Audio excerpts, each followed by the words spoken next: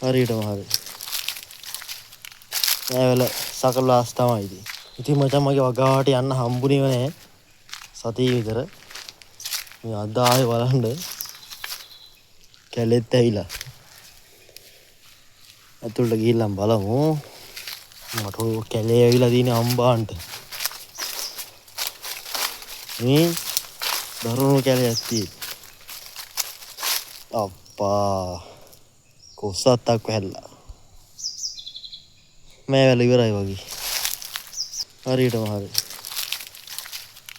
මේ වැල සකල ලාස් තමයි ඉතින්. ෂි. ආංගර අත්තන අත්ත හැල්ලදී. වගා කරත් ඔහොමමයි. ඉතින් මේක අයින් කරන්න එනවනේ. එනවල මේ කොස්සත් අයින් කරලා දාමු.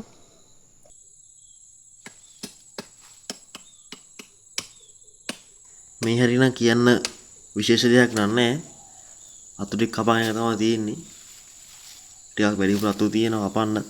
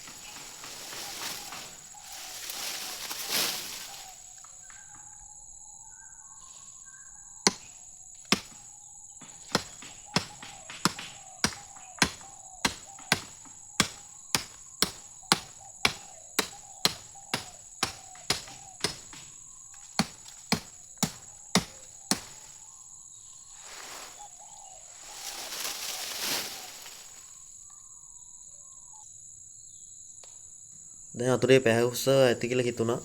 දැන් මේක උස්සලා එහා පැත්තේ තියන් තමයි try එක කරන්නේ. ඔකට මම මේක තියාගත්තා.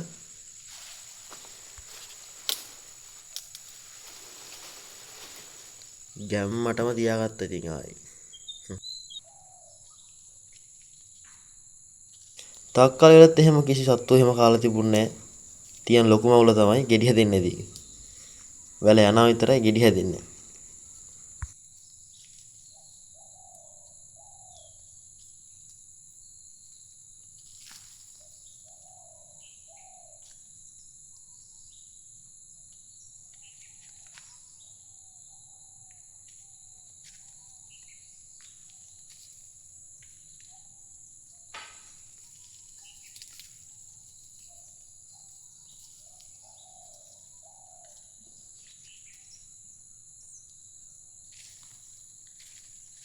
තක්කල වෙලත් නම් කිසිම කියන්න අඩුවක් නැහැ.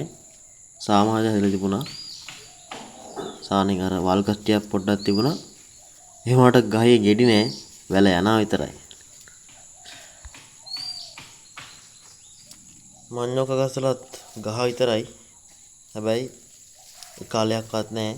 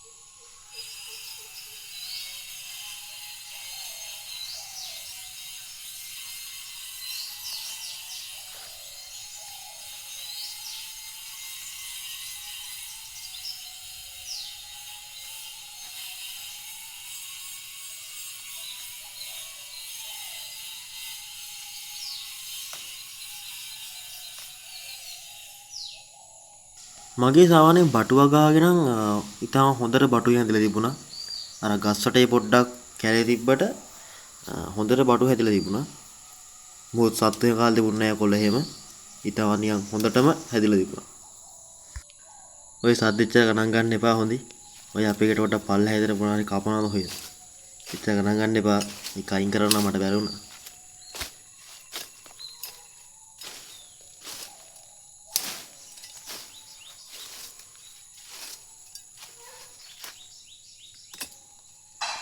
කෑම ගහම රිසිසේ විශාල වශයෙන් හැදිලා තිබුණා.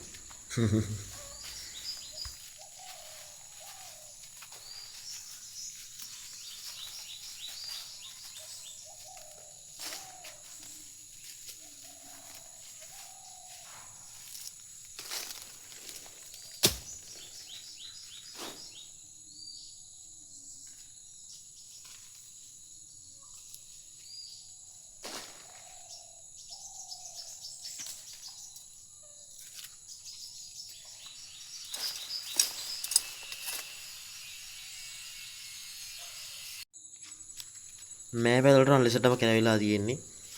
ආයෙත් යන් කොළත් එක්කම නිකන් අමුතුලා තියෙන යන් කොළ තිත්ති වගේ තියෙනවා. පණුව කාලා වගේ කැලවිලාම තියෙන්නේ.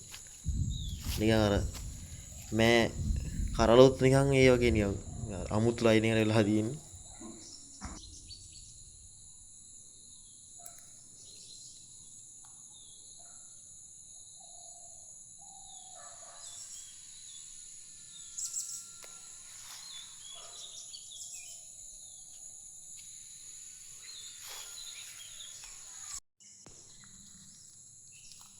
කැකිලි වෙනා ලස්සන බිම දිගේ ගෙඩිත් එක්ක හැදිලා තියෙනවා.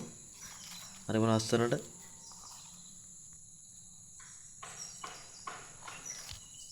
එහෙනම් තවත් අලුත් වීඩියෝ හමු වෙමු. එහෙනම් මම යනවා බායි.